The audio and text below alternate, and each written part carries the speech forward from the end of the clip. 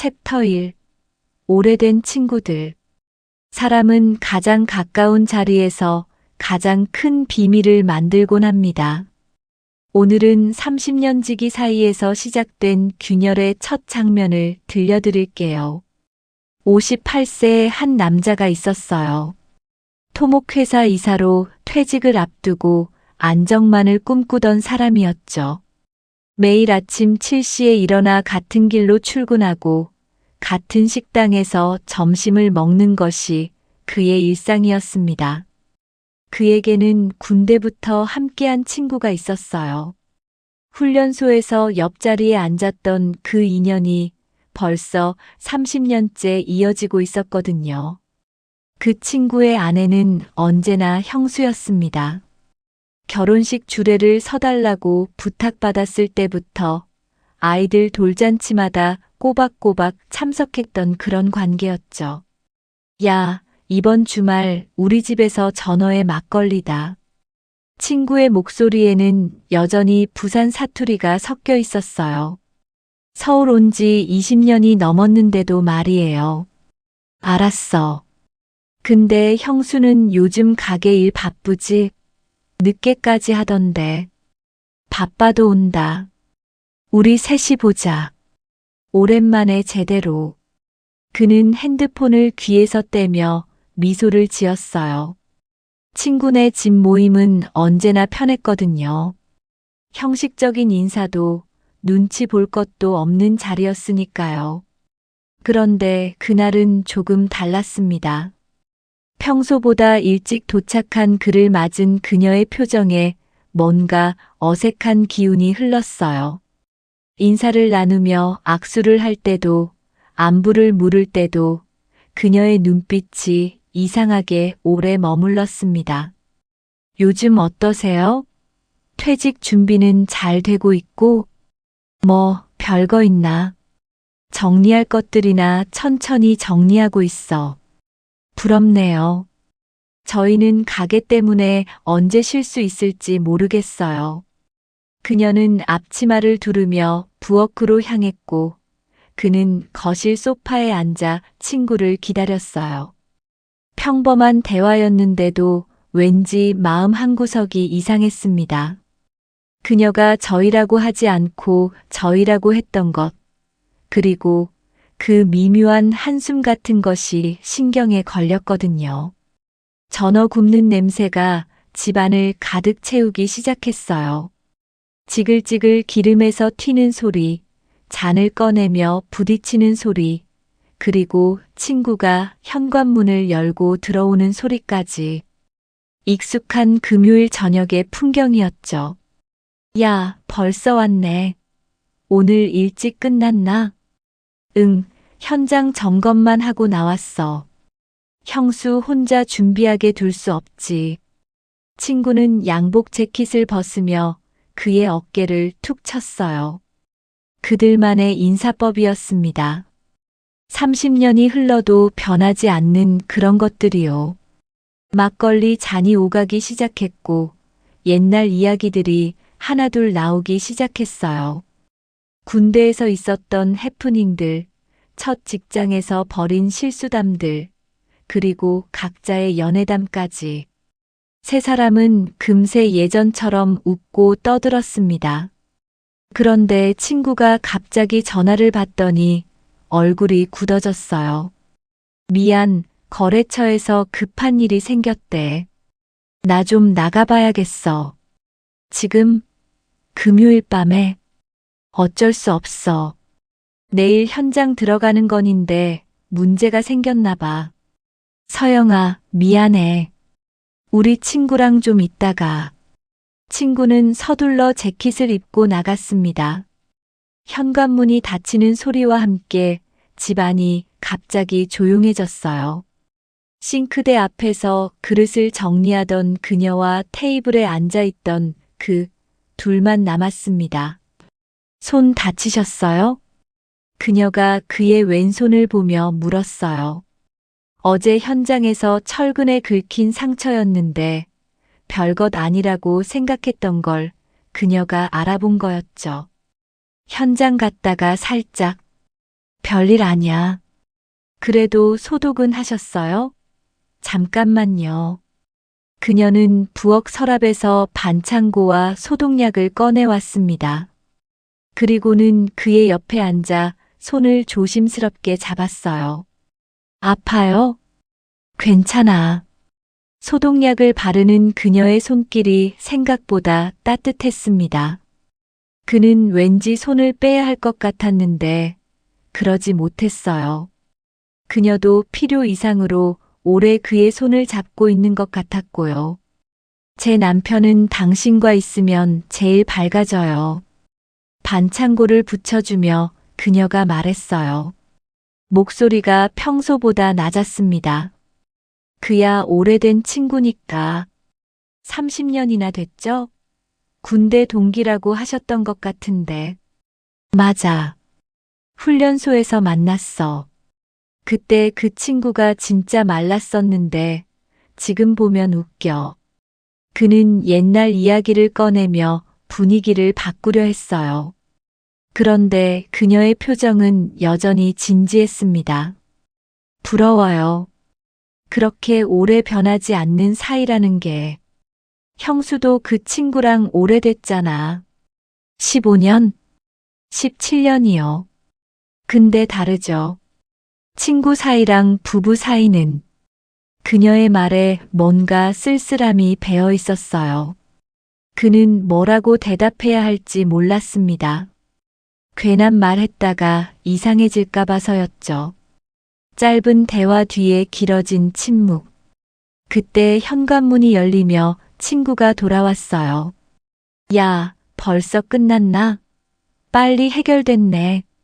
친구의 웃음소리가 유난히 크게 들렸습니다. 두 사람은 서로 다른 곳을 보며 자리에서 일어났어요. 챕터 3. 비 오는 밤길. 모임이 끝난 뒤 친구는 또 다른 거래처에서 호출을 받았습니다. 미안해. 오늘 정말 바쁘네. 먼저 가봐야겠어. 친구야, 집까지 잘 가고. 나도 갈게. 그가 일어서려던 순간 밖에서 비가 내리기 시작했어요. 봄비 특유의 가늘고 차가운 비였습니다.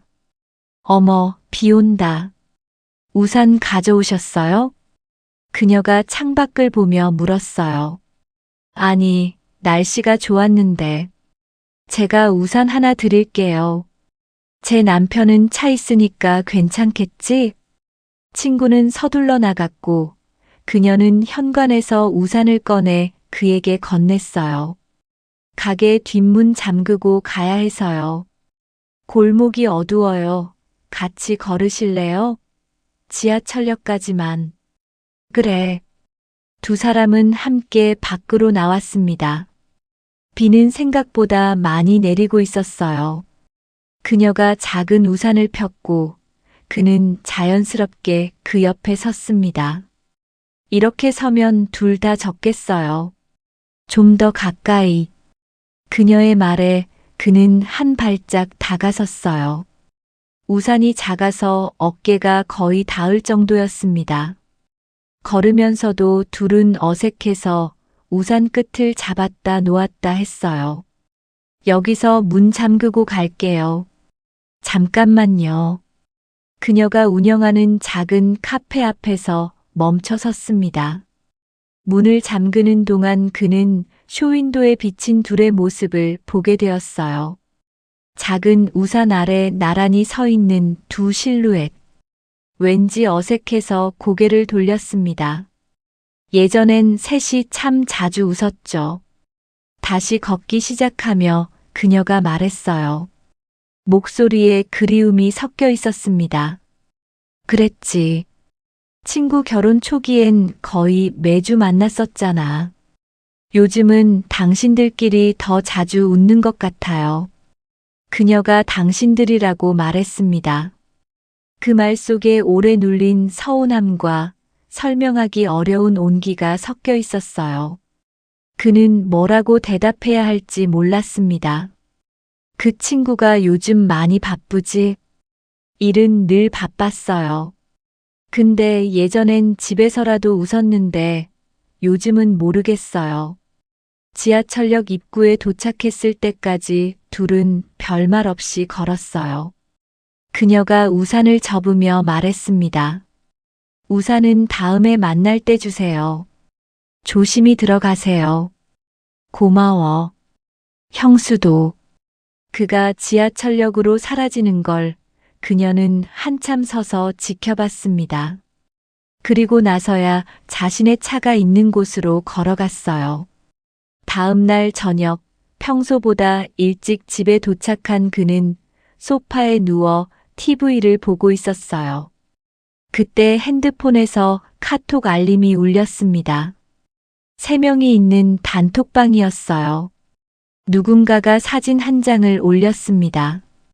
어젯밤 가게 앞, 보기 좋네요라는 메시지와 함께 작은 우산 아래 나란히 서 있는 두 실루엣이 찍혀 있었어요.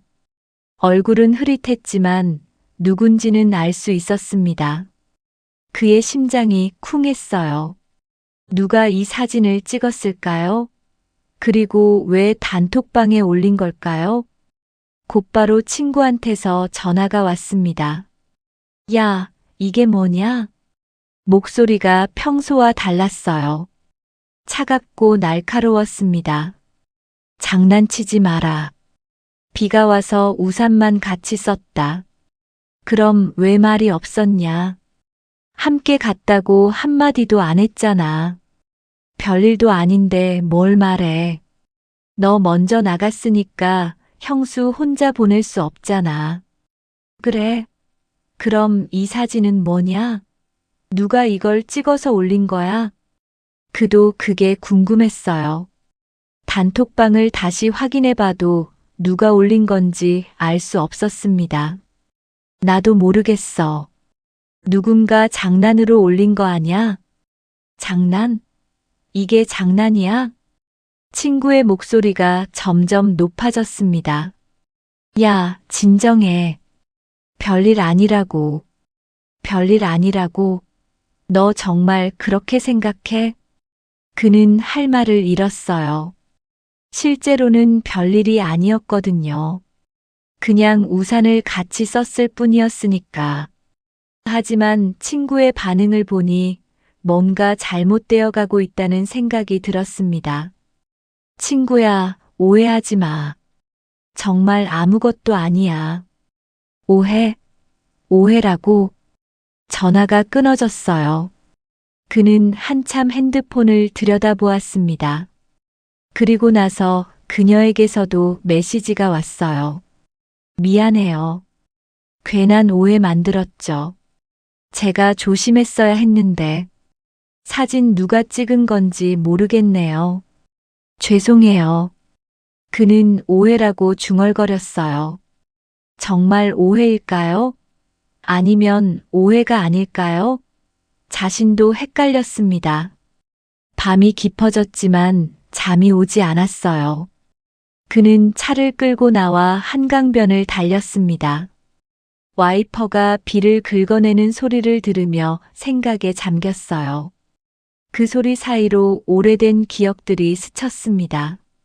친구의 결혼식에서 축사를 하던 자신의 모습, 그녀가 첫 아이를 낳았을 때 병원에 문병 갔던 날, 셋이 함께 제주도 여행을 갔을 때 파도 앞에서 찍은 사진들. 모든 게 순수하고 자연스러웠던 그 시절들이요. 가까운 사람들이 더 쉽게 넘어지기도 한다.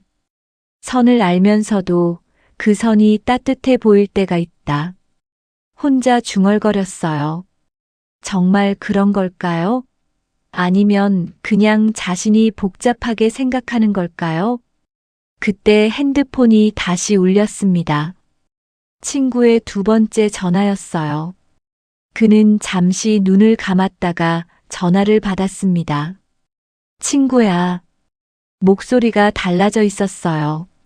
술 기운은 빠져 있었고 대신 무거운 결심 같은 게 들어 있었습니다. 내일 3시 보자. 딱 3시. 친구야, 그냥 넘어가면 안 될까? 정말 별일 아니야. 아니야. 이런 식으로 넘어가면 안 돼. 내일 2시에 우리 집으로 와. 우리 아내한테도 이야기했어. 전화가 끊어졌어요. 그는 핸들에 이마를 기댔습니다. 30년 우정이 이런 식으로 흔들릴 줄은 몰랐어요. 그런데 그 순간 마음 한구석에서 이상한 떨림이 일었습니다. 내일 세 사람이 만나면 과연 무슨 일이 벌어질까요? 혹시 그녀도 자신과 같은 마음일까요? 우리는 왜 가장 잘 아는 사람에게서 가장 모르는 얼굴을 보게 될까요? 내일의 만남이 이들의 관계를 어떻게 바꿀지 아무도 예상할 수 없었습니다.